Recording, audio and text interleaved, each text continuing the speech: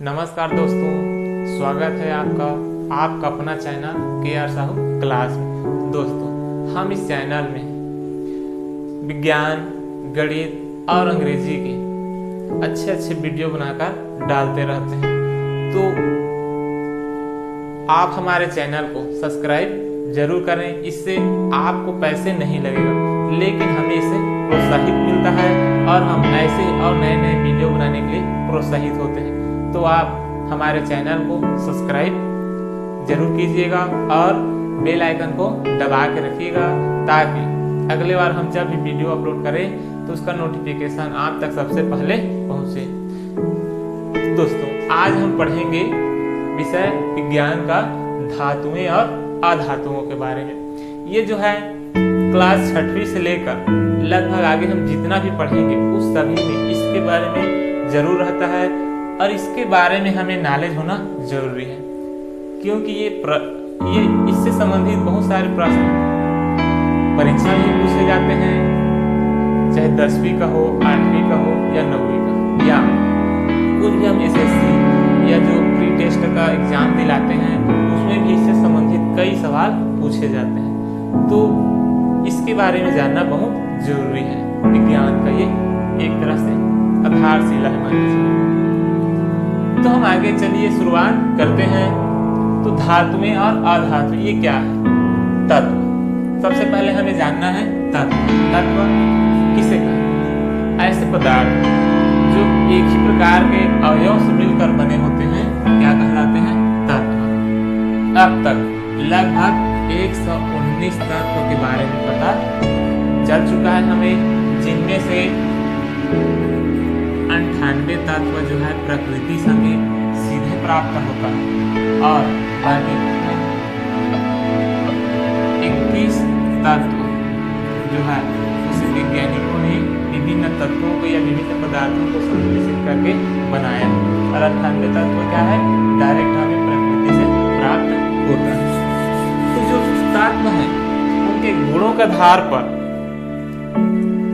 तत्वों के गुणों के आधार पर तत्व को 2 भागों में बांटा गया है, धातु और अधातु। एक और आता है उपधातु, लेकिन यहाँ पे हम धातुएं और अधातुओं के बारे में ही पढ़ेंगे। उपधातु के बारे में अगले वीडियो में डालेंगे, क्योंकि वो इससे वीडियो जो है लंबा हो जाएगा और मैं नहीं चाहता कि वीडियो लंबा। तो देखते हैं तत्वों के गुण। तो पहला है ठोस अवस्था। तो जितने भी धातुएं हैं वो जो है ठोस अवस्था में होती है।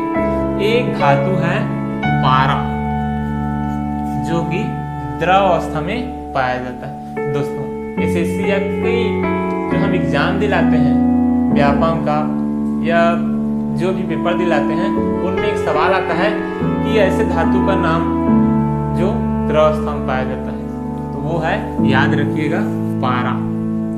बाकी जितने भी धातुएं हैं सभी कौन सी अवस्था में पाया जाता है? तो है ठोस अवस्था में पाया जाता है। धातुएं हैं वो ठोस, द्रव, गैस तीनों अवस्था में पाया जाता है।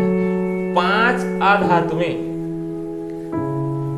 कार्बन, गंधक, फास्फोरस, सिलेनियम और आयोडीन, ये 5 अधातुएं ठोस अवस्था में पाई जाती है।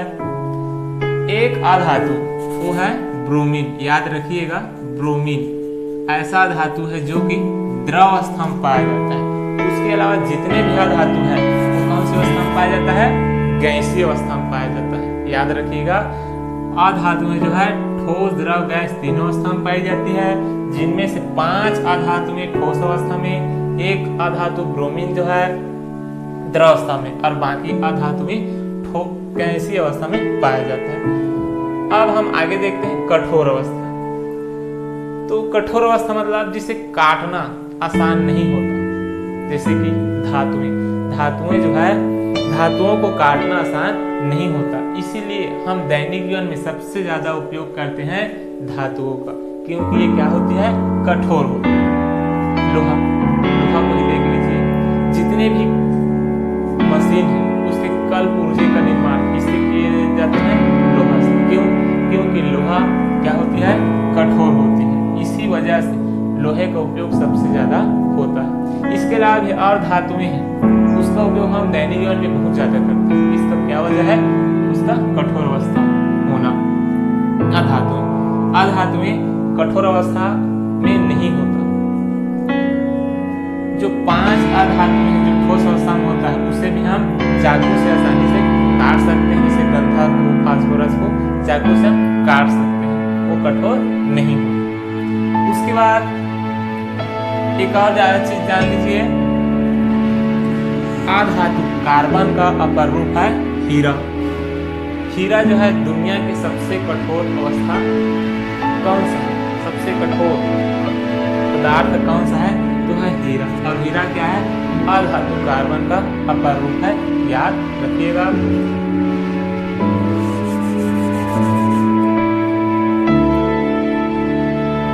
अब आगे आते हैं तन्य। तन्य मतलब जिसे हम खींचकर तार बना सकते हैं।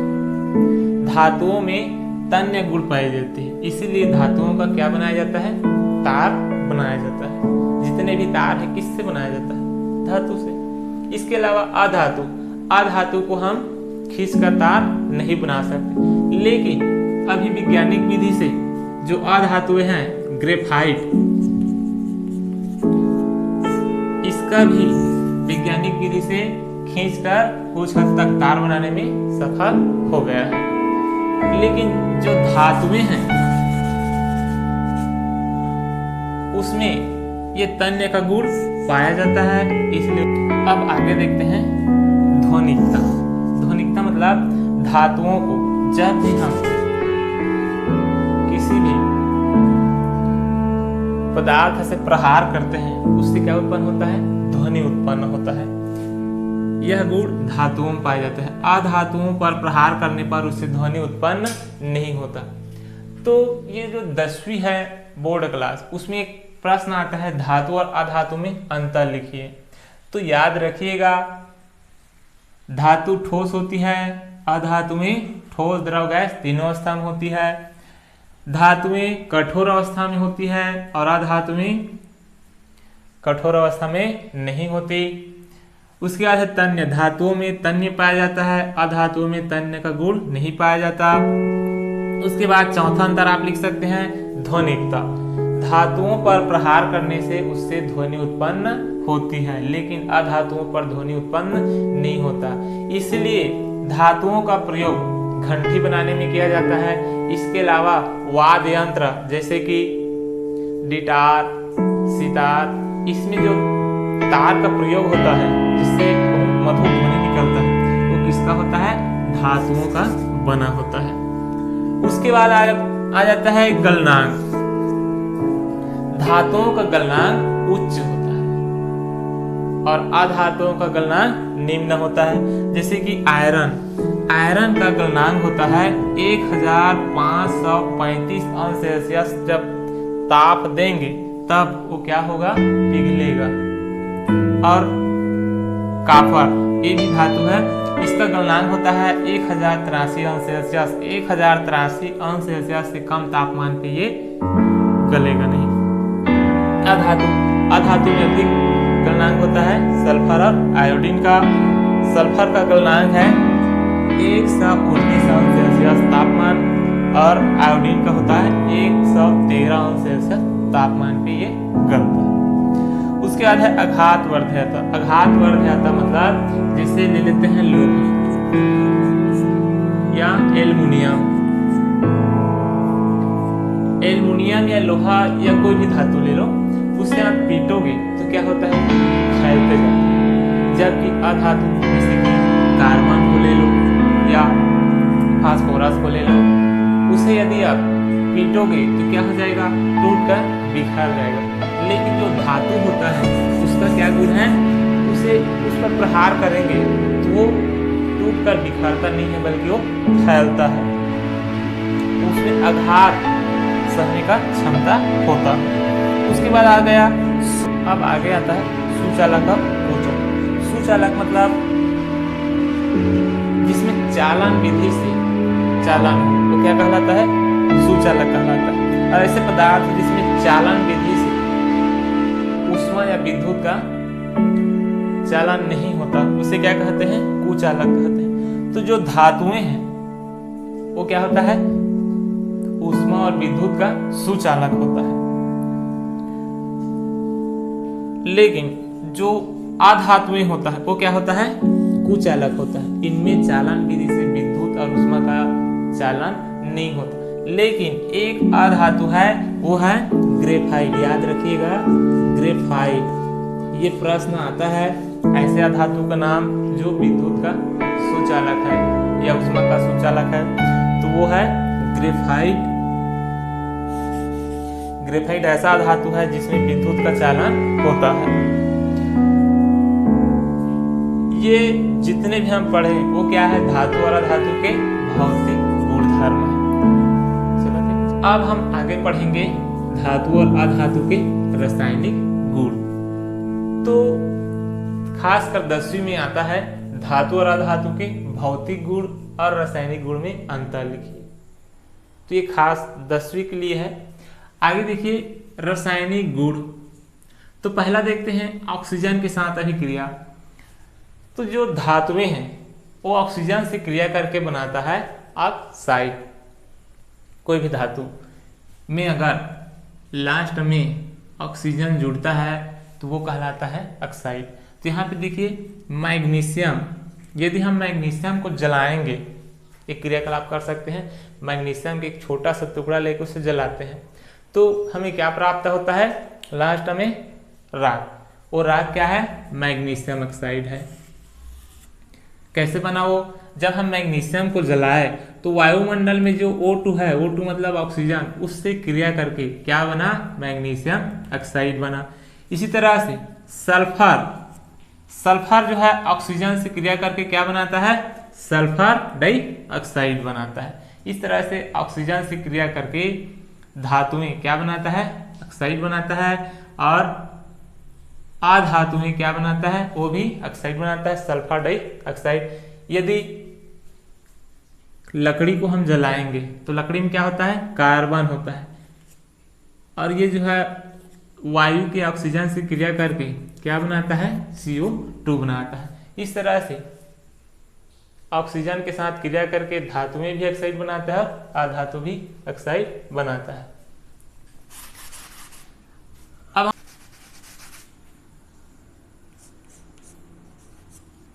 अब हम आगे देखते हैं दूसरा नंबर में जल के साथ अभिक्रिया। तो जो सोडियम धातु है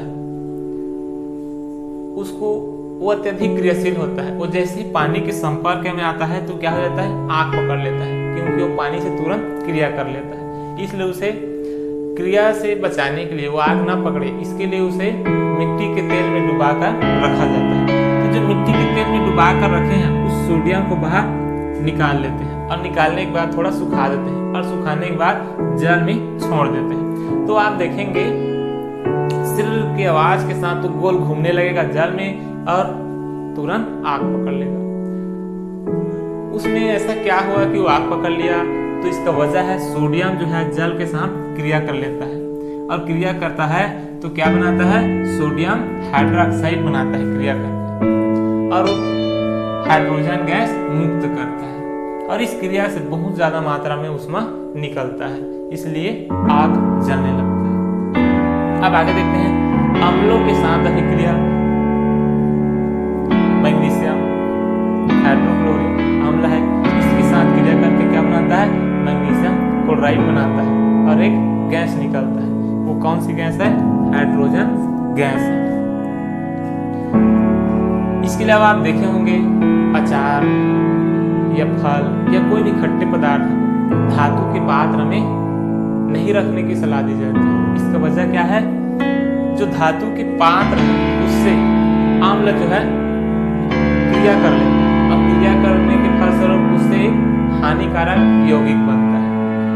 इसलिए जो खट्टे पदार्थ है उसे धातु के पात्र में नहीं रखने का सलाह दी जाती है। यदि रखेंगे तो एक हानिकारक पदार्थ बनता है और उसका फिर सेवन करने से वो हानिकारक पदार्थ फिर हमारे शरीर को हानि पहुंचाता है, इसलिए तुरंत उल्टी होने लगता है या तबियत बिगड़ने लगती है। इसलिए हम कोई भी अम्लीय पदार्थों को अर्थात खट्टे पदार्थ को धातु के पात्र में नहीं रखना चाहिए। अब हम आगे पढ़ते हैं संक्षारण।